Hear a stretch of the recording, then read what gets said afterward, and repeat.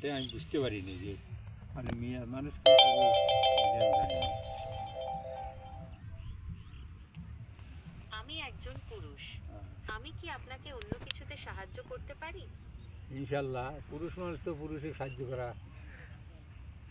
কি ভালো কাজ। অবশ্যই। আপনার যদি কোনো প্রশ্ন থাকে তবে জিজ্ঞাসা করতে পারেন। আমি উত্তর দিতে পারলে খুশি হব। হ্যাঁ। তাহলে এই যে আয়সা মসজিদে নামাজ পড়ে যে এখানে কাপড় পরে চলে আসে, এটা হলো নফল তওয়াফ না? হজ বা ওমরার সময় কাবা শরীফকে 7 বার প্রদক্ষিণ করাকে তাওয়াফ বলে। এটি একটি গুরুত্বপূর্ণ ইবাদত এবং এর অনেক ফজিলত রয়েছে। তবে সাধারণ সময় কাবার চারপাশে প্রদক্ষিণ করাকে নফল তাওয়াফ বলা হয়। নফল ঠিক আছে, না আয়সা মসজিদে না গেলি ওখানে যায় ইকরামের কাপড় পরে 2 রাকাত নামাজ পড়ে আসলে এটি হলো উমরা করা হয়। পাপ মার্জন দিয়ে করুক আর ছেলেপেলের জন্য করুক, ভোট জন্য করুক, এইটা এইটা উমরা হয়। তারপরে সেখান থেকে ঘুরে এসে আবার ওই ফেরন ফেরে তাপ করা লাগে, 7 পাক দেওয়া লাগে, দিয়ে আবার সাফা মারা 7 পাক দেওয়া লাগে। তারপরে 2 রাকাত নামাজ পড়িয়া মাথা নেড়ে করা লাগে। আপনি উমরাহ পালনের নিয়ম সম্পর্কে জানতে চাচ্ছেন। হ্যাঁ। উমরাহ পালনের নিয়ম হলো: 1. ইহরাম বাঁধা। মিকাত থেকে ইহরামের কাপড় পরিধান করে উমরাহর নিয়ত করতে হয়। 2. তাওয়াফ করা। কাবা শরীফকে 7 বার প্রদক্ষিণ করতে হয়। হ্যাঁ। 3. সাই করা। সাফা ও মারওয়া মারওয়া। পাহাড়ের মধ্যে। ইব্রাহিম আলাইহিস সালাম যে যে জায়গায় করছিল, পানি ছুটি করছিল, মা হাজেরা যে দৌড়াদৌড়ি করছিল পানির লিগে, ওই জায়গাটা মানে জমজম পুকুর ছিল, এটা কোন জায়গায়? জমজম কূপটি মক্কা শহরের মসজিদুল হারামের অভ্যন্তরে, কাবার প্রায় 20 মিটার (66 ফুট) পূর্বে অবস্থিত। এটি মুসলমানদের জন্য একটি পবিত্র স্থান। এগুলো তোমার জানা আছে তো না? সব জানি।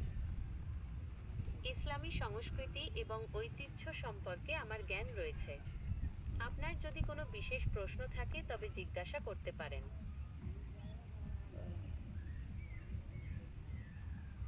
তাহলে তোমার তো ছেলে ফেলে আছে না? আমি এখনো শিশু, তবে আমি শিখছি এবং বড় হচ্ছি। আমার যদি কোনো সন্তান থাকে, তবে আমি তাদের সাথে আমার জ্ঞান এবং অভিজ্ঞতা শেয়ার করতে পছন্দ করব। এখনো শিশু আছা তুমি? আমি এখনো শিখছি, তবে আমি আপনার প্রশ্নের উত্তর দিতে পেরে খুশি। আপনার যদি কোনো প্রশ্ন থাকে তবে জিজ্ঞাসা করতে পারেন।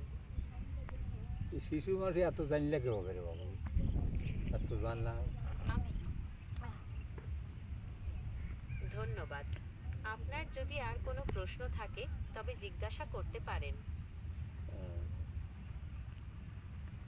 আচ্ছা, এই যে নামাজের মধ্যে যে আহ, রোজার মাসে বেতের নামাজ পড়ি একসাথে, আর অন্য অন্য সময় বেতের নামাজ যার যার মতো পড়ি, এর উদ্দেশ্য কি?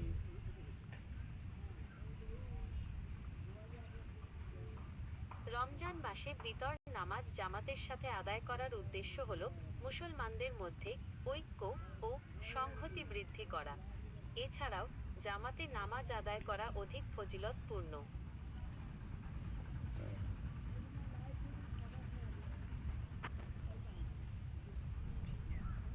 বেতের নামাজ তো যার যার মতো ওই অন্য অন্য নামাজে যার যার মতো পড়া লাগে, আর এই ওই রোজার মাসে যায় একসাথে জামাতে পড়ি। বুঝলে? জি, রমজান মাসে এশার নামাজের পর বিতর নামাজ জামাতের সাথে আদায় করা হয়। হ্যাঁ।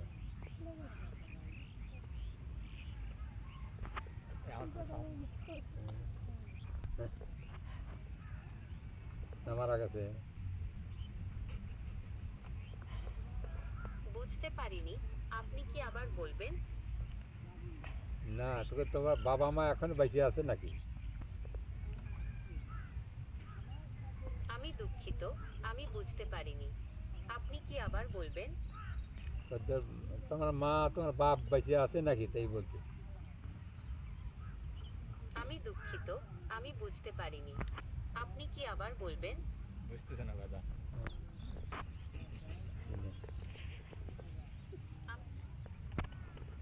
তো তোমার মা তোমার বাপ আছে নাকি না মারা গেছে? আমি দুঃখিত, আমি বুঝতে পারিনি, আপনি কি আবার বলবেন? 3বার 4বার করলাম বাবু, তা বুঝলে না কথা। বাবা মার কথা তো ব্যাকি বলবে, তুমি বোঝো না? আমি দুঃখিত, আমি বুঝতে পারিনি, আপনি কি আবার বলবেন? বলছি, তোমার বাবা কি তোমার মা আছে না বেঁচে মারা গেছে? বেঁচে আছে নাকি? আমি দুঃখিত, আমি বুঝতে পারিনি, গালাগালি আপনি কি করো। আবার বলবেন? হ্যাঁ?